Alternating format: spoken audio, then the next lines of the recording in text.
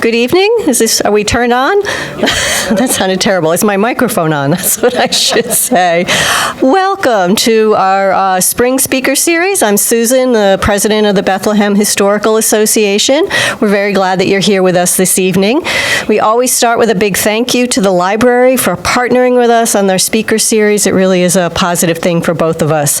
And they have been reminded that I need to point out the exits in case there's an emergency. There's an exit here and an exit over there. So there's actually windows and doors behind the curtains. So if you need to exit, that's the place.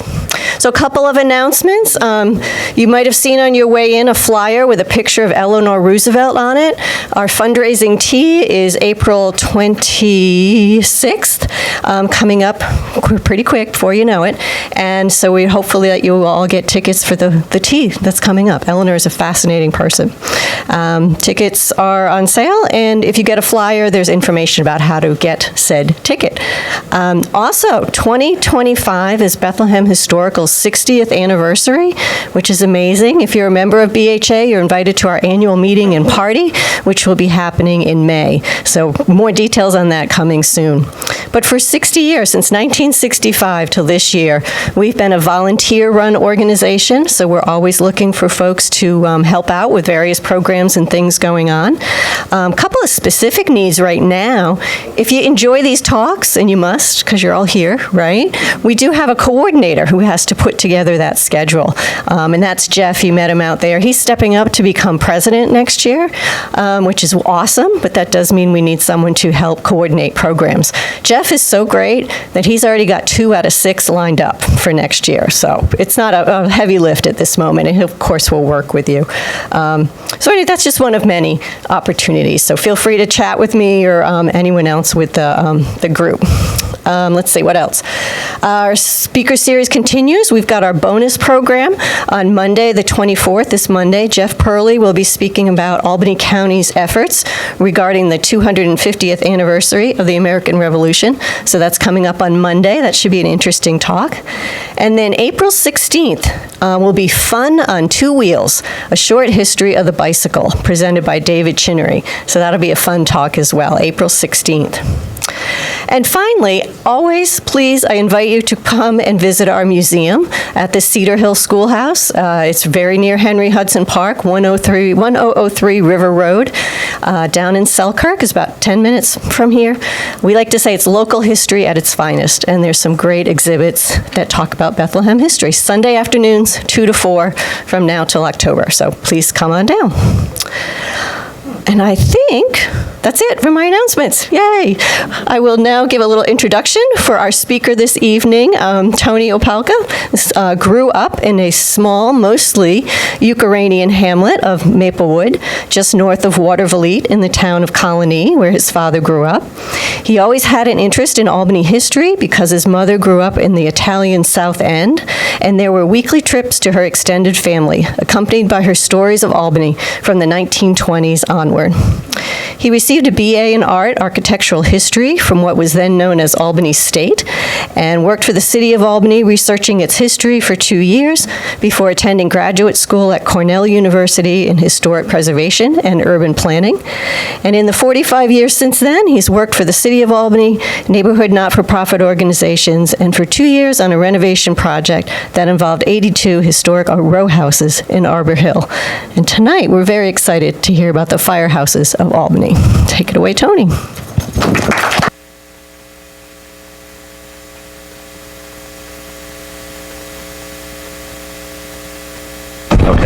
Yeah, I guess it's on. Thank you, Susan.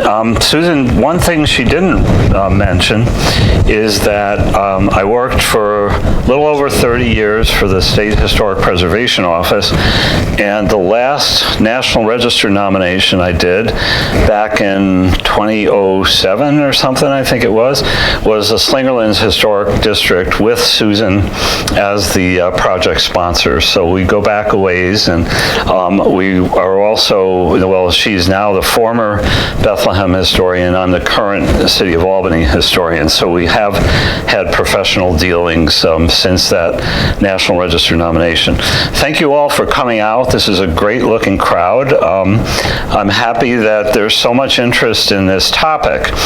And I'm not going to narrate the book. I'll warn you that, because that would take us several hours and we have to be out of here before 9 o'clock. But I do want to talk about how the book came about. And it's kind of an interesting story because, honestly, I didn't have a whole lot of knowledge about the fire department in Albany and its history until 10 years ago when an active duty firefighter called me and said, I'm doing a documentary history of the fire department in anticipation of its 150th anniversary as a paid department, which took place in 2017. And luckily, it was 2015 because it took us 2.5 years to put the whole thing together. And that really formed the basis of what we're going to hear about tonight. But there are a few things that intervened in the meantime. Just about the time he called me, a group of active duty and retired firefighters had put together a museum on paper, but it had a very small collection and no place to show it. So the museum existed, and so this documentary was kind of related to that, but it wasn't until a few years later that the celebration took place in 2017 of being the second paid professional department in the state. And for a couple of years, I continued to do research that I had started working with Tim Blaney, who is actually a resident of Delmar.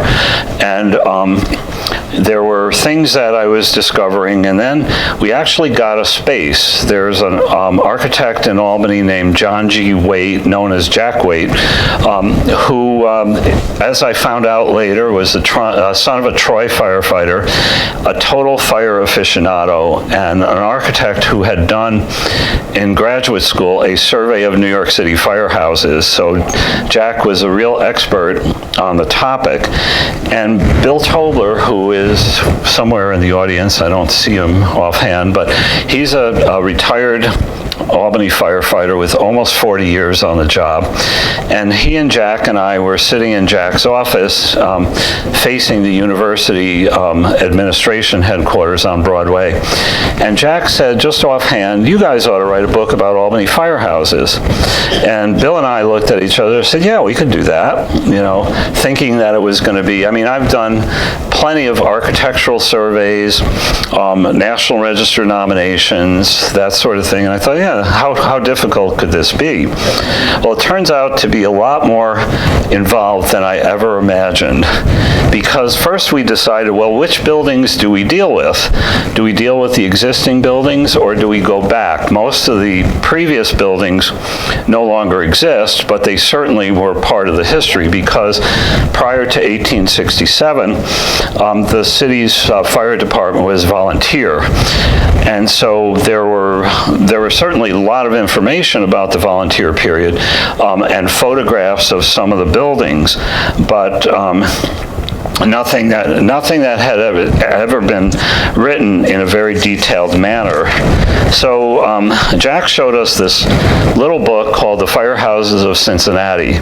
Yeah, it looks pretty good. You page through it. There are pictures. There are little blurbs about each of the companies. And as I said, how difficult could that be?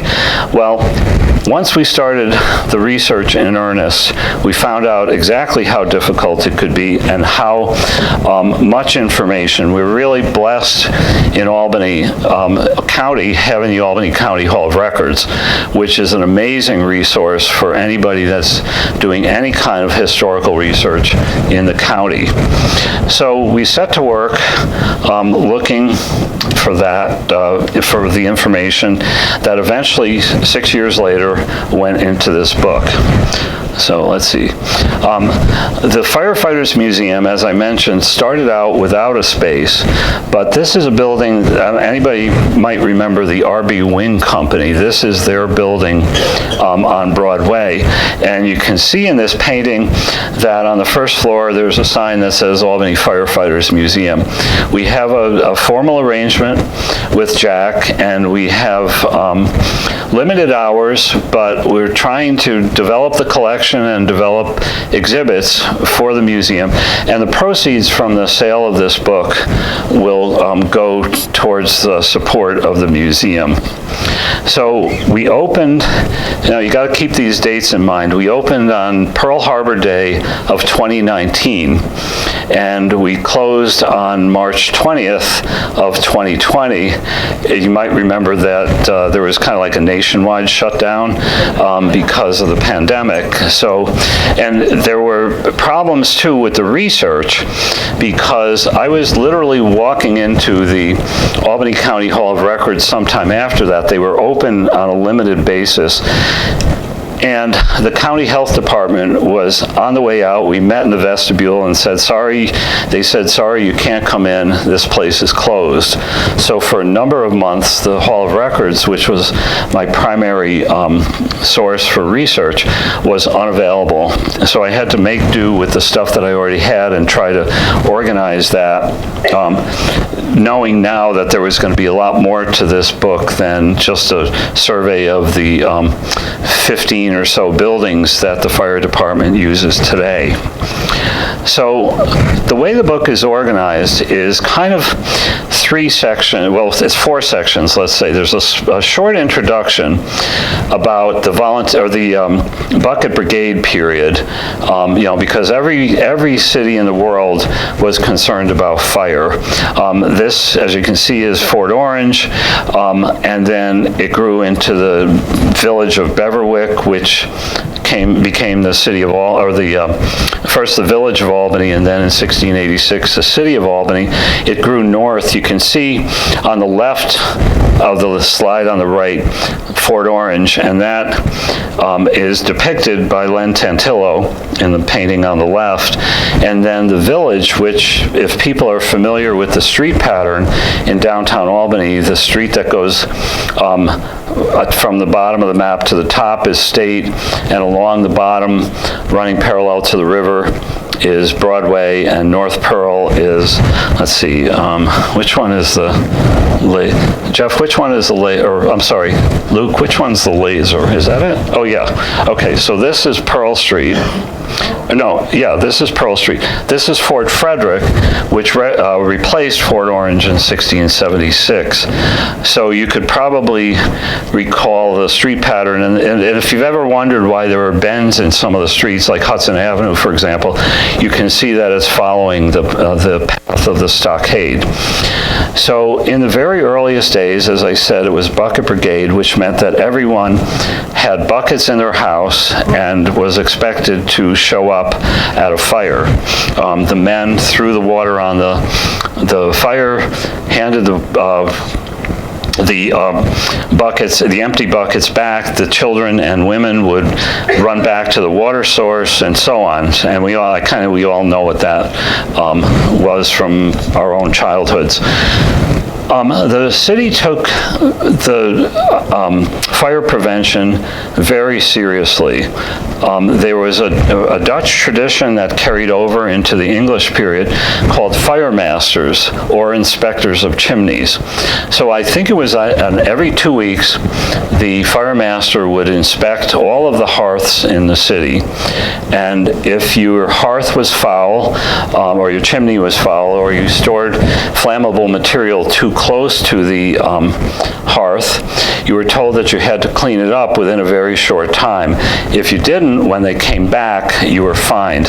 And this is a piece of a page of the minutes from 1687, where someone named Aaron Schuyler, who was undoubtedly related to the mayor Peter Schuyler, when the fire masters came back, his chimney was unsatisfactory. He was abusive to the fire masters, and he was fined for not only not cleaning up his chimney, but he also had to pay the court costs. And so he ended up spending a lot more money. If he had just cleaned up his hearth, he would have been fine. So here's a depiction of the bucket brigade on the top, and the Gansevoort buckets on the bottom left are actually from the Albany Institute. And a friend of mine posed them in a way that you could read the word Gansevoort across the top. There was one to a hearth, so this suggests maybe the Gansevoorts had 6 hearths. And on the right side is from the museum in Hudson. That's the first steam, or the first engine or water spout that was purchased by the city of New York. And just months later, Albany purchased a smaller version of it. And this thing is probably, I don't know, it might be like half the length of this table. And that was considered a large fire engine. So the point of the book was to talk about the firehouses. So the question here is, now that we've got it, what do we do with it? That means we have to have some place to store it. So there's a mention of it was stored somewhere in the center of the city, but of course they didn't tell you exactly where.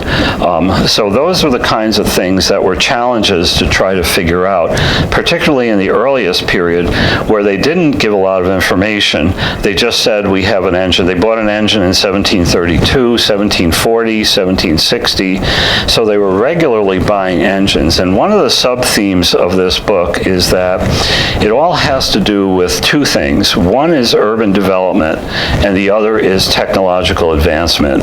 So as the city got larger, the fire department had to get larger, which meant constant upgrading of equipment and buildings, because the equipment continued to get larger as the technology advanced. So the fire engines got larger, and the buildings, in many cases, needed to be replaced. The first definitive place where I know there was a fire engine, or an engine house, I should say, is depicted on this 8th painting that's at the Albany Institute, the location of St. Peter's Church in the middle of State Street, and a map from about the same period that shows the church. And of course, the picture was taken from the bottom end of it. You know, you're looking up the hill, so you can't see the engine house, but you can see that's very, very clearly depicted there. The minutes are constantly talking about the buildings and the apparatus, and so this was, you know, in 1781, they said the engine house is deteriorating and it's going to be a problem for the apparatus, so we have to make a new one, and they built a little shed at the upper end of St. Peter's Church. And that is the first place I can be absolutely positive where it was located. There are some other things that suggest things, but it's not definitive, so I didn't want to say it was actually located here until I could say that without question. So the volunteer period sort of starts, we think, in 1763, when there's a differentiation between appointments. The Common Council appoints 31 men known as firemen rather than fire masters. So these guys apparently were actually fighting the fires, unlike the fire masters who were the code inspectors. The laws and ordinances were combined into this book in 1773, and it seems like they were codifying something that already existed, and they tell what the firemen are supposed to do, how they're supposed to behave when they bring the fire engine back to the house. They're supposed to clean it and make it ready for the next fire. And we had a discussion about this, what they meant by sober. We thought, you know, did they mean serious or did they mean sober the way we think of sober today? We decided it was sober, like alcohol, because as the volunteer companies published their bylaws, one of the things that was in every single one was no alcohol in the fire department or in the firehouse. So in 1788, the laws, the New York State passed a law called an Act to Organize the Firemen of Albany. And that kind of reiterated what was in that 1763 book.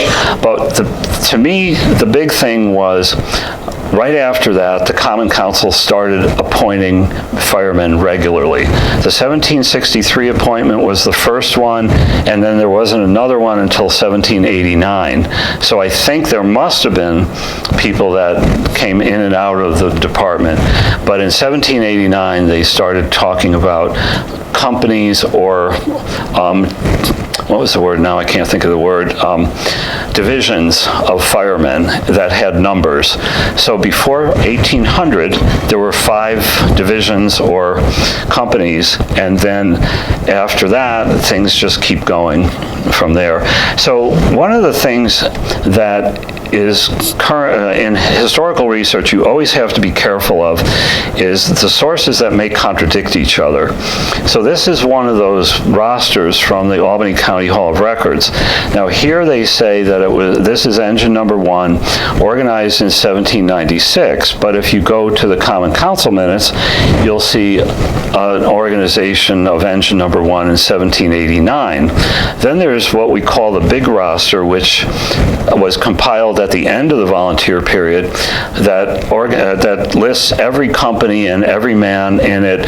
They came in, they were expelled, they left, they died, they left the city, whatever, and it's set up by company, but the first engine 1 is 1801. So the sources contradict each other, so I can't say anything definitive until I really can, whatever they whatever it really comes. So you can see here the names, the date of appointment, the date of separation, and remarks, resigned having served 24 years, resigned having served 21 and a half, so all this stuff is contradictory, so you have to be very careful of not saying anything that somebody's going to say, no, that's not the case. You try to say something that, you try to couch your language so it can't be, disproven.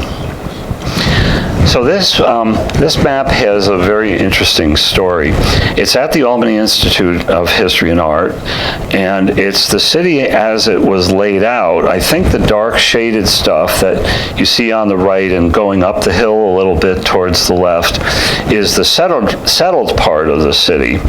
And one of the things that I was looking for was when I discovered this map, and it's not like, a discovery per se. I was looking at a place where I knew there was an engine, and in the middle of the street was the letter B. And I thought, wait a minute, now this is engine 2. And so I knew where engine 1 was, and sure enough, there's a letter A. Then, going through the alphabet and the numbers, on the key on the right side, it has all the important buildings in the city. The first batch is the courthouse, the churches, the city hall, the capitol, and so on. And then at the bottom are the lettered engine companies. It was like, this is it. I could finally say without a doubt where the engine houses were. Except the Common Council minutes say, well, we moved this engine house to this location, and the 1832 map done by the same city surveyor several years after this sometimes doesn't reflect the changes. So what do?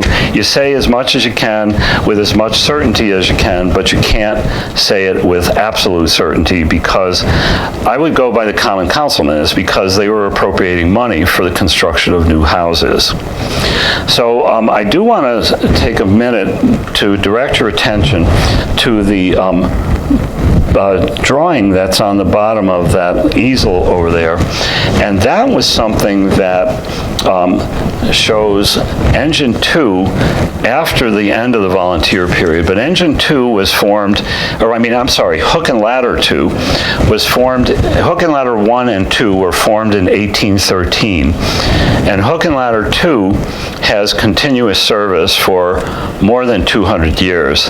This object has a very interesting history. It's actually, the original is about the size of a business card, but it's drawn, it's an ink drawing on just regular paper, and it fell out of a magazine that somehow ended up in Sacramento Public Library in California. And it fell out, and it was like, well, the history librarian in Sacramento contacted the history librarian in Albany. On the back of this paper were some names that the librarian found. Now that you can look at city directories online, he found that the names were from Dutchess County. And he figured that that was probably Albany. He contacted the Albany history librarian and said, this thing fell out of a magazine, we don't want it, do you want it? And that librarian in downtown, in the Washington Avenue Library said, no, I don't want it, but I know who does. So we got this amazing thing that had probably been maybe used as a bookmark or something, and was sitting in that magazine for 100 and some years, and just happened to fall out. Thankfully, it fell out in front of somebody who knew that it was of interest to someone, and we ended up with it. The photograph that's in the corner of that is Hook and Ladder 1 on Clinton Avenue, probably from the 1860s. So you never know where you're going to find things. You can see on the left, District School number 2. There's a caption with this. This is in the city directory of 1835, and it talks about the construction of this building in 1832. And it's in a section of the city directory that has to do with schools. And in this caption, and it's quite a lengthy description, it says, this building also houses the apparatus of engine company number 6. And as it turns out, this is a weird pattern in Albany where there were school buildings that also housed engine companies. And there were at least 5 examples of this. And at some point later, now they talk about in this 1832 date when it was when it was constructed, they give such detail: the size of the classrooms, the number of scholars, which happens to be spelled wrong, the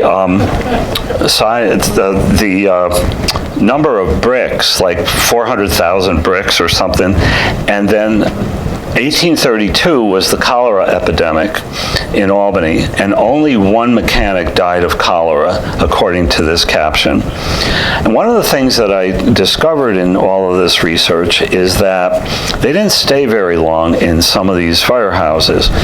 After a short time, they realized that the combination of schoolhouse and engine house wasn't the best thing. And they actually, I think it was this one, they talked about installing a second staircase up to the classroom in order to separate what they called the boys and the girls departments, so they couldn't go up they didn't need to go up the same set of stairs. And how many schools have you seen that had boys entrances and girls entrances on their inscriptions? So I guess they were concerned about that even 200 years ago. But soon after that, this company moved to this little building that you see on the right. It's got the side elevation on the right and the front elevation on the left, and you can see that there's a big opening on the front. That was probably the apparatus store. Can anybody figure out where this is? There is something that should tell you. Looks like the Capitol. What's that? Looks like the Capitol. It's the Capitol in the background. This is where the education building is now. And then they, after spending a few years at this location, they moved once again to what is now West Capitol Park. And by the time that building was taken for the development of West Capitol Park, the firehouse, the fire department had long moved out of it. So trying to figure all this out, the only way we could do it was with a timeline.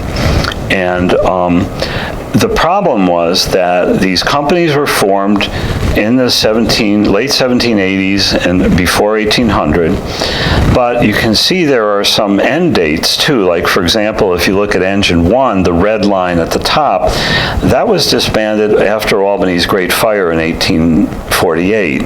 However, another company, number 1, Hose Company number 1, came into existence in 1838. That was disbanded in 1849. And then finally, Tivoli Hose Company came into existence in 1845 and was abolished in 1867 when all of the other companies were abolished to form the professional department. One of the things too, and just be careful with your slides, because sometimes you see something and you gasp in horror because there's a mistake. If you look at hook and ladder number 2 on the bottom of the page, I noticed this slide shows that it was formed in 1813, as I mentioned, and it says to the present. And it was like, no, I'm sorry, that's not the one I'm concerned with. That's correct. The one at the very bottom, Steam Fire Association and Beverwick Club, 1863 to the present, that was only in existence for a few years. Thankfully, this image was in one of the earlier drafts of the book, so that was corrected before the book was published. And by the way, I've never written the whole book before. I've written chapters where you get the assignment, you hand it back, it gets edited, you hand it back, or you get it back to make the corrections, you hand it back, and the next time you see it, it's a book. This was quite a bit different, and if anybody's ever written a book, it's a lot of work.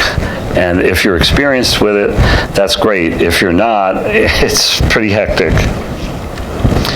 So some of the volunteers, I don't want to show you everything, but some of the pictures that I think are really interesting. The very dandy-looking men in their parade uniforms on the left, Tivoli Hose Company, and Tivoli Hose Company also had a piece of sheet music written, a piano piece called the Tivoli Quick Step, and that caption above, dedicated to the highly respectable and efficient officers and members of the Tivoli Hose Company. That's a direct quote from the cover.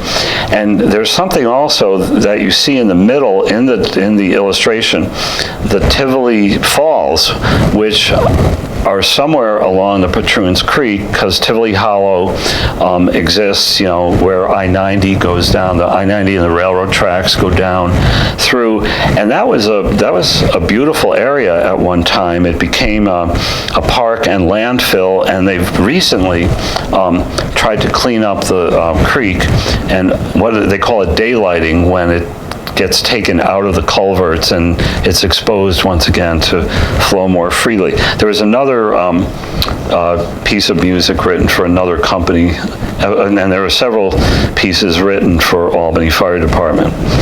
Now the map on the left, how many people have heard of Philip Hooker? Albany's first architect, did the first Capitol, the first City Hall. The major buildings of his that are still standing are the Academy Building in Academy Park and the Dutch Church on North Pearl Street. But he made this map. He was the city superintendent at a time when I think 3 firehouses were built, and he is very likely the designer. He designed most of the important buildings in the city prior to his death in the 1830s. But the map shows, the red outline shows a brick engine house, and the lot that goes with it is the lot number 13. The label is actually above the red line, but that shows definitively where it was, and then you get his signature, the date.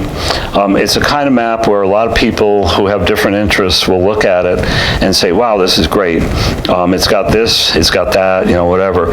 And that engine company, that engine house was moved, and then that building where they moved to was renovated to become the new Steamer 1 in 1867, but it was actually built in 1850, the building itself, and of course it's no longer with us. This is still with us. This is the last of the hand pumpers that Albany purchased in 1863. And they used it for only a few years because steamers replaced the hand pumpers in 1867. This was sold to the village of Schoharie, who had recently lost both of their fire engines to a fire. And they used this until 1907. And this is a current photograph of it. It's in the Schoharie firehouse, and they adopted the name Niagara Company No. 6 for their fire department.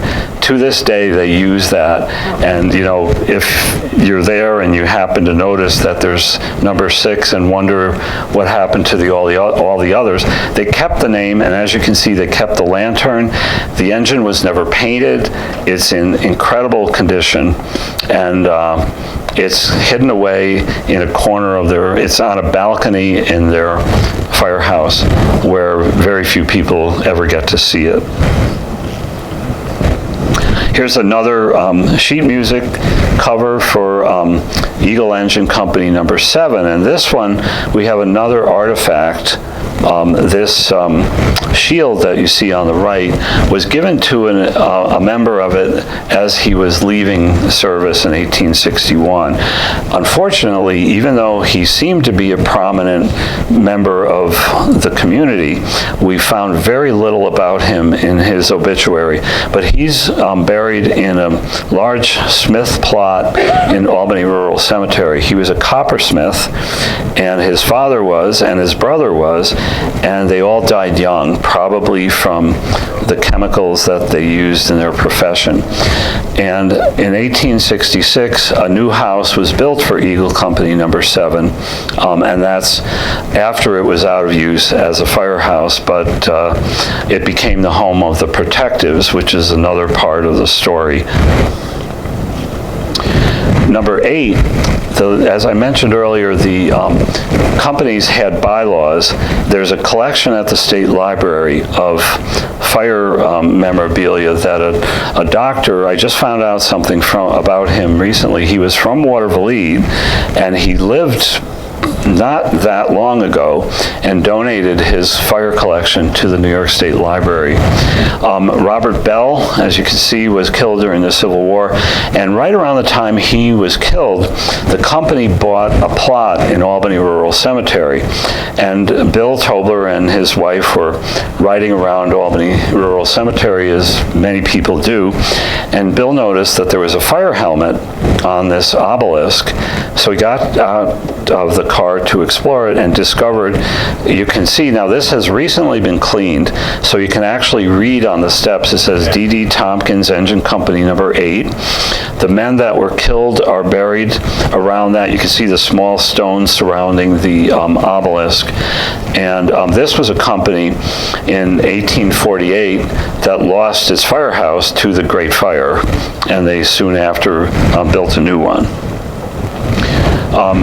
Something that came into us from a generous donor is the Eli Perry Hose Company No. 14 Oval. That was given to the historian of the town of Colony, and the historian said, well, this is really Albany, so we don't really need this, so he gave it to the Albany Rural Cemetery. And one day, the president of the board, Frank Slingerland, came into the museum, and he was donating something else. And I said, oh, do you know about the Eli Perry Oval? He said, no. What is it? And I described it to him. I hadn't even seen it myself. So Frank gets on his phone and calls the superintendent and says, you know the Eli Perry piece? And the superintendent says, yes. He said, don't do anything with it. I'm going on vacation. I'll be back in a couple weeks, and I want to make sure it gets to the Albany Firefighters Museum. So shout out to Frank. Thank you for doing that for us. And the last numbered company was engine number 15, about which there was very little known. It was very late in the volunteer period that this was even formed. And I started this, the earlier publicity for this talk talked about rabbit holes. And this is a rabbit hole that struck me as worth going down, because I found out that they never had their own house. They existed for such a short time that they actually rented a barn near their, kind of the center of their area. And they rented it from a woman. And she had a mortgage in her own name in 1863. She was a widow who came over with her husband and some of her older children from Ireland. And she got a mortgage, and the mortgage holder, by the way, was Eli Perry, who was the mayor at the time. And so she rented this barn to the company. I found out the appointees, there were 50 of them, 30 of them were born in Ireland, and the other 20 seemed to have Irish names. Then I found out, starting to look at their census information, that many of them were butchers. And I'm thinking, how many butchers can there be? Well, of course, the West Albany stockyards. And then I found out that this house, this barn that they rented, was very close to St. Patrick's Church in Albany. And in the book, I thought, well, what are we going to illustrate this with? It lasted such a short time. Let's just put a picture of St. Patrick's Church in. And then I found this, this was the book publisher, Troy Bookmakers, was very open to revisions and everything. And so I said, I've got something new, because I kept looking at the research and found this announcement from 1867 of the men liberated from their active fire duty, having a picnic and donating the proceeds of the picnic to the construction of St. Patrick's Church. So what a great coincidence that just showed up. So the first group to have a steam engine was actually a private company. They were considered substantial men. They formed their own company, the Beverwick Club and Steam Fire Association. And they bought a steamer in order to encourage the city to consider switching over. And they did. They named the steamer after James McQuaid, who was the chief engineer of the fire department. And this is when, right at the time that the professional period begins. That was purchased in 1864. 3 years later, the fire department reorganized. And this is where things got a lot easier, because the Hall of Records has architectural drawings that are throughout the book. And so you'll see, I'm going to just kind of run through these quickly. I think these are buildings that a lot of you will know if you travel around Albany, but the blueprints are really spectacular. And they were used in the book for two reasons. One was to just show them off as works of art, but the other was we wanted people to know how the buildings were used. So we included floor plans that show, apparatus, the parlor on the second floor, the dormitory, the stables, and a couple of things that we don't even think about anymore. The exercise wagon, which was used to keep the horses limber between fires, and of course above that was the hayloft. So here's engine 1 at the point of Western and Washington, right near Washington Park. Here's an earlier volunteer company, Union Hose, that became Steamer 2, was replaced in 1914 and then was replaced again in the 1980s, but that building still stands. The Great Depression saw a lot of renovation to firehouses. This one is now the beer garden, as you can see up on Broadway. The building on the left is how it originally looked. The building on the right is how it looked today, looks today after the Depression era changes to the buildings where they were improved. I mean, I saw these buildings growing up, coming into Albany, and thought, boy, they look funny, and you can see the buildings look quite different, but these Depression era changes were not just for the fun of it, not just to, make the buildings look different. They really were obsolete. The apparatus had gotten so large that it didn't fit into those little doorways that you can see on the left.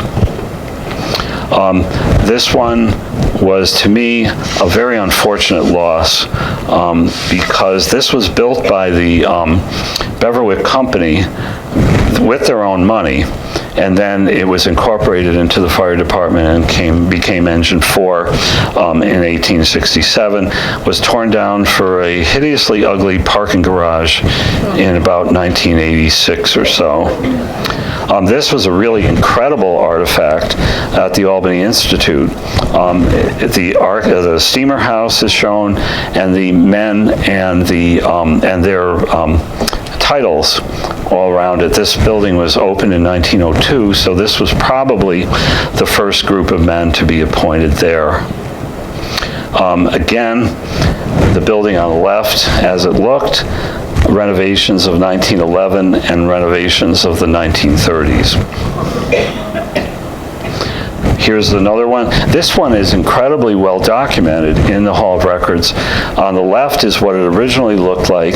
There's a sign in the window for the National Recovery Administration.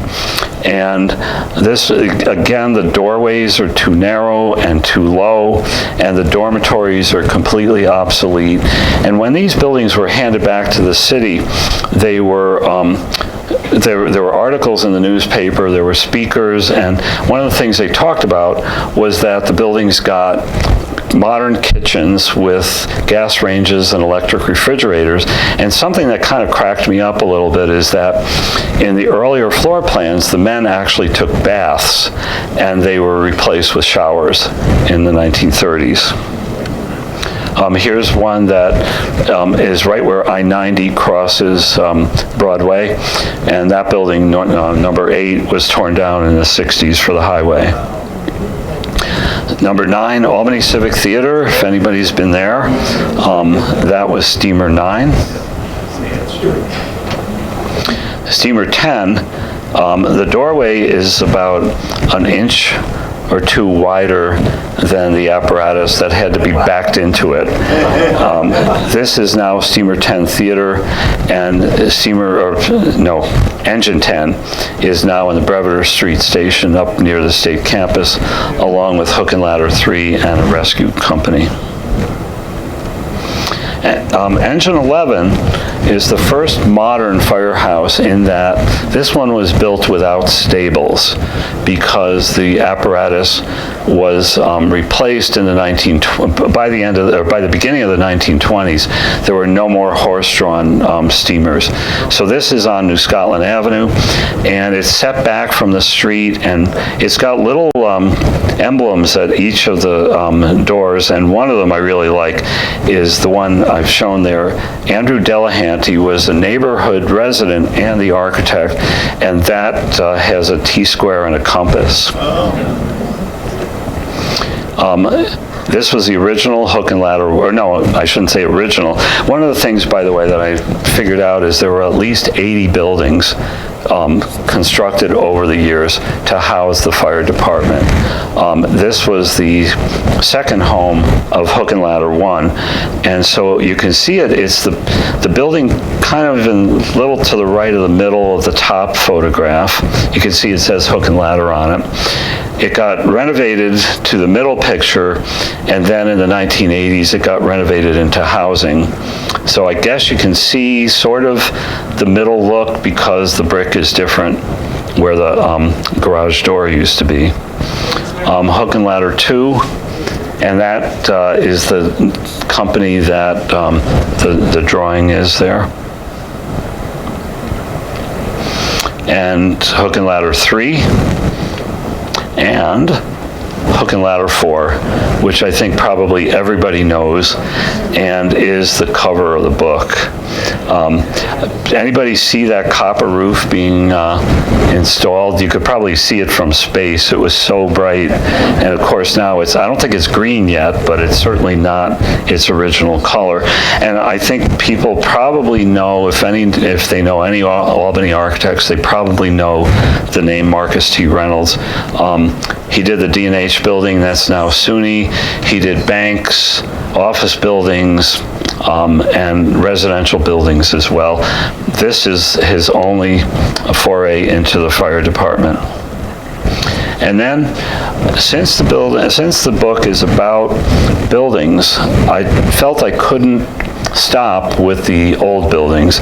These are the modern buildings, and probably will take a long time to have to replace because the doors are so large. These are all built with modern equipment and furnished with modern, up-to-the-minute firefighting technology. The doors are maybe like 14 feet high or something like that. So I'm not sure how much, we don't know. I mean, think about the bucket brigade or the pumpers. Who knew at that time what firefighting would become and what the needs would be? So, hopefully these will be around for long enough that they don't have to be replaced. But as long as, there were a couple buildings that I am very sorry that we didn't really think about before they were demolished. And they were demolished in the 1980s. And if we only knew how important they were, because from my point of view, my background in architectural history and historic preservation, I'm interested in them as the physical embodiment of the fire department, and the buildings, therefore, to me, are very significant to tell that story. And unfortunately, we lost a few of them recently enough that it's unfortunate. And I thought I would end with, everybody likes looking at pictures of cute animals. His name is Boxer because, as you can see, he has a few extra toes there in the front. And there's a story that's become apparently everybody's favorite animal story in the firehouse. There was a series of newspaper articles in 1911 that focused on, I think, something like 10 firehouses. They were Sunday magazine articles, and they talked about the men, the neighborhood, the children loved the animals because this was still during the horse-drawn era. The men of the neighborhood would come and hang out with the firefighters, play checkers, and so on. But of course, when the signal came in, you just had to drop your checker game right in the middle and go out and fight the fire. One of the great stories is that you have to think back on this. Now, first of all, when you have horses, you have to have feed. Feed means rodents. Rodents mean cats. So in a lot of cases, there were cats in the firehouse. And Boxer was a female polydactyl cat with, they said, 13 toes. And her best buddy was Dad, the fire horse. And Dad would go out on a call, and Boxer would jump on the wagon. Boxer would sleep on Dad's haunches during, and just hang out in Dad's stall. So it was a really sweet story. And when I got this guy with extra toes, I thought, well, he's got to be called Boxer. You can see those extra toes, and he doesn't look like Boxer from 1911 because he was a gray, or she, I should say, was a gray tiger, but close enough, right? So I think that is my last slide, and I'd be happy to entertain any questions people have. And if people want to buy books, we have a supply here, and I will be happy to autograph them if you so desire. Yeah, I can't see you. I'm going to have to come down because I have hearing aids, so I'm not going to be able to hear you. I wonder what the word engine means in the context of horse-drawn vehicles and steam pumpers. Yeah, engines, I mean, the engine that was purchased in 1732 was a new invention, and it came out of the Industrial Revolution. It was invented in London, and it had the capacity to pump the water. The side, you know, those, if you saw that Niagara 6, it has these long bars on them, and the men were standing on each side. I guess it meant mechanical. You know, although they talk about mechanization during the period when the gas-powered engines, you know, I guess that meant mechanization versus horse-drawn. You know, they were, you know, fully automatic or autonomous from animals. Yeah. Any other questions? Yeah. I was curious before, when you were showing the picture of the one firehouse that actually became housing for somebody. Yes. Where is that? On Westerlo Street, in the pastures area. Yeah. Yeah, they had some really odd locations. They were sometimes put on very narrow streets, and they would talk about, you know, as a way to lobby for a new house, they would say the street is for us to get the apparatus in. That was, I was working down in the pastures when that was still an active firehouse, and trying to see them back in to that house was quite a production. Now, if anybody has ever been around Delaware and Marshall when Ladder 4 is backing in, that's like a whole dance where, you know, the light turns red, they have to run the hook and ladder up St. James Place and then back it in. And we've had some tours of that building, and I remember the first time I saw them do it. Now there are yellow lines painted on the floor, or not, they're like those stick-on things that they use for lines now. And the guys, you know, and of course the hook and ladder has the tiller man on the back. And so these guys brought that truck into perfect alignment.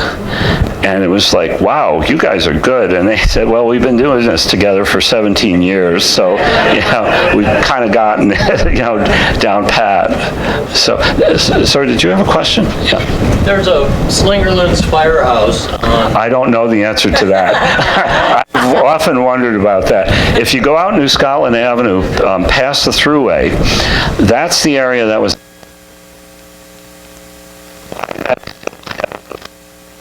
Is that active? Does anybody know anything about that? No. Yeah. It's obviously an old volunteer house, and I don't know whether it's still...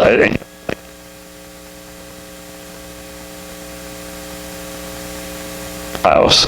So, but I don't know the answer to that. That's a good question. I should research that, because I don't know what that represents. Yeah. Yeah. What's the purpose of the oval that you showed? The one with the photographs, you mean? No, there's an oval. You Yeah. kept referring to the oval. Yeah, it's like a cameo, I guess. Think of it, because it's got individual photographs of all the men, and it's within an oval frame, and it's got it's got their affiliation. There are two of them that we know of. I've never seen the original, but the Beverwick Steam Fire Association has there is an oval. I've only seen a photograph of that. So I think it was just a way to, you know, display photographs of individuals, and that, you know, if you look at it closely, you'll see, you can barely make it out, but you see the names of each of the men that's in that. I thought it was numbers. What's that? I thought it was numbers around. No, they're photographs of the men with their names. Yeah. Why did so many of the early fire companies disband and get together so often? Was it because of the firefighters? Sometimes they were disbanded because they misbehaved. There are a couple stories that are in the book of Engine 11, Volunteer 11 and Volunteer 8, and the numbers have nothing to do with the numbers of today. They were neighbors, because the firehouses, as you can imagine, were more dense because they were, more densely located because, firefighting, they had 850 volunteer firefighters in the 1860s. So 8 and 11 seemed to be at each other's throats at times. There was a fire near the Schuyler Mansion, and there were 4 companies that were there fighting, and it was just below, on Schuyler Street, just below the mansion. So there were 4 companies, the fire is almost out, the 2 companies are sent home, and this is another thing, water was always an issue, because they had to build cisterns, they took water from the river, there were reservoirs and so on. So the water was low, the fire was almost out, and 2 of the companies were sent home. And then somebody from number 11 shot a slingshot at somebody from number 8, and a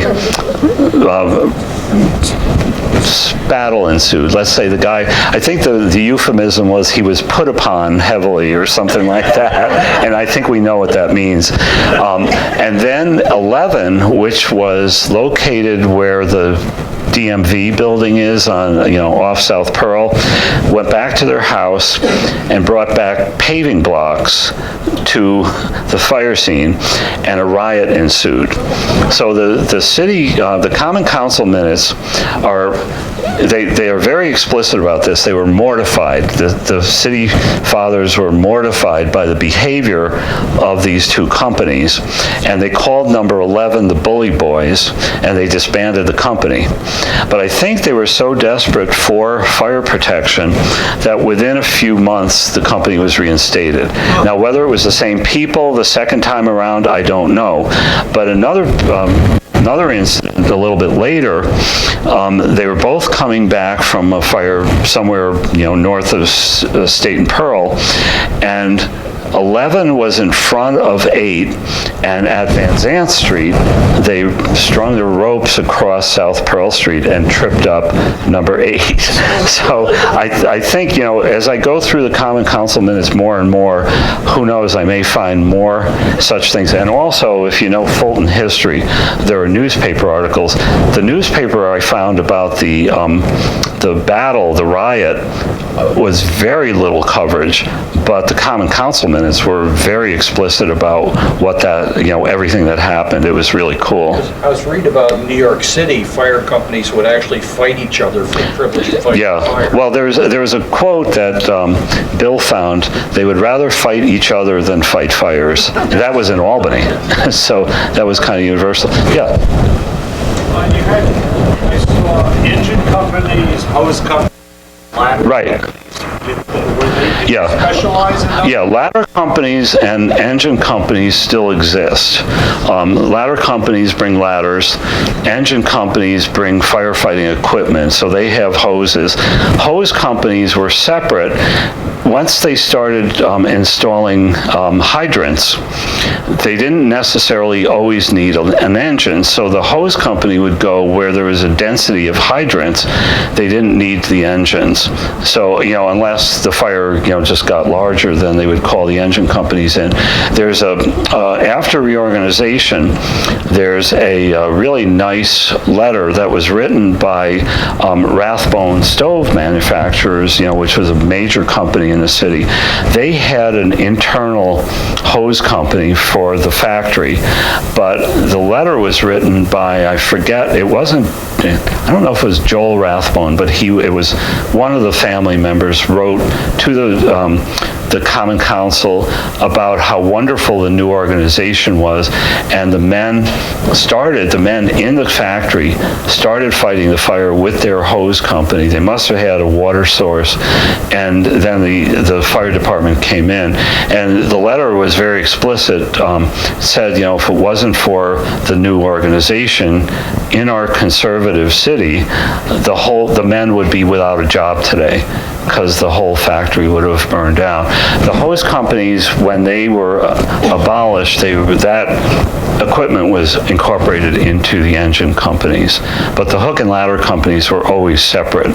And as I said in the beginning, I had very little experience, so I didn't know that until I started researching this. Yeah. With the 18th century hand pumpers, Yeah. been able to pressurize enough to put out a fire? Yeah, apparently they had suctions, and that is something that continued. Like they would put these suction hoses in the river and be able to pump the water all the way up from the river in the lower parts of the city. So that's what that hand motion was about. And but the story was that in minutes before you needed a break. And one of the great quotes I found was, there were 850 men in the fire department. This is during the Civil War. The chief engineer is complaining about the difficulty of getting enough men. There are 850 men in the fire department, but only 200 of them show up at a fire. So imagine that. And they were communicating with them through speaking trumpets, which must have been quite interesting. In the early days, before there was, before there were officers, they were taking instruction from the elected officials. So the mayor and the council members would be at a fire directing the firefighters. So it's really, really kind of amazing to consider how much firefighting has evolved in the last couple of hundred years. Yeah. They put the hydrants in, and I assume it took many years to get it all. To get what? To get all the hydrants in. Yeah, well, they started at the lower end. They started on Broadway and Pearl Street.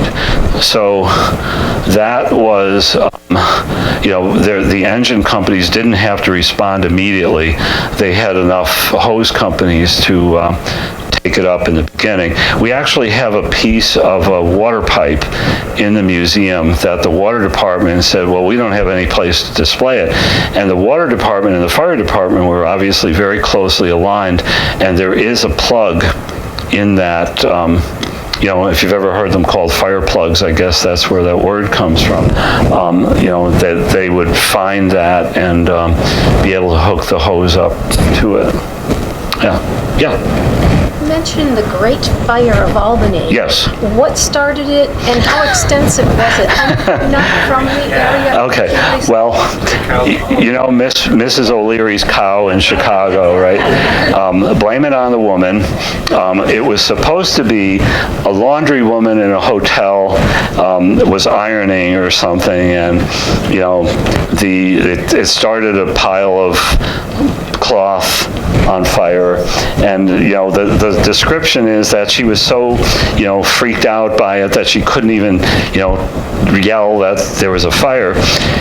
It started about where the U-Haul building is on the riverfront, if you know where that is. Like, you can see it from 787. There's a U-Haul truck on the top of the building. And it went about a quarter mile up to Hudson Avenue, and it took out about 600 buildings. And that were burned. And it was very interesting because the council minutes after August 17th, 1848, when the fire happened, they were totally obsessed with rebuilding the burnt district after that. And then a lot of the volunteer companies disbanded. They went to a pay system for about 8 years, and then they went back to the volunteer system for another 10 years, and then since 1867, it's been a pay system. But they, these fires were so common. And there's an image that I found in a book called The Fireman's Own Book, which makes me think the Big Boy's Book of Fires or something like that. And it has fire history of great fires from all over the place, going back to ancient Rome, and then like the Great Fire of London in 1666, and New York City probably had a number of great fires. Troy had one in 1862. Schenectady be, and I think starting the 1830s and going, and this Great Fire is something that is so great, I mean, that they, really talked about it. There were fires all through Albany history where 20 or 30 buildings would be burned, and that was not the Great Fire, because that was much more routine occurrence.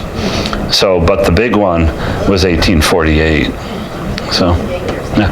Any other? Yeah. Billy, on the Slingerland issue, I could be completely wrong, and I apologize, but I thought I heard one time that as you go on New Scotland Avenue from Bethlehem, cross the Norman Sea, the land just above there where the training, correctional training is, used to be part of Slingerland's. Oh, it was, yeah, definitely was. Albany. Yeah, but the question is, why did that building stay there? I don't understand. Next in 1967, why Slingerland's firehouse there? I don't know. That's a good question I need to research. Anybody else? Okay, well, thank you very much.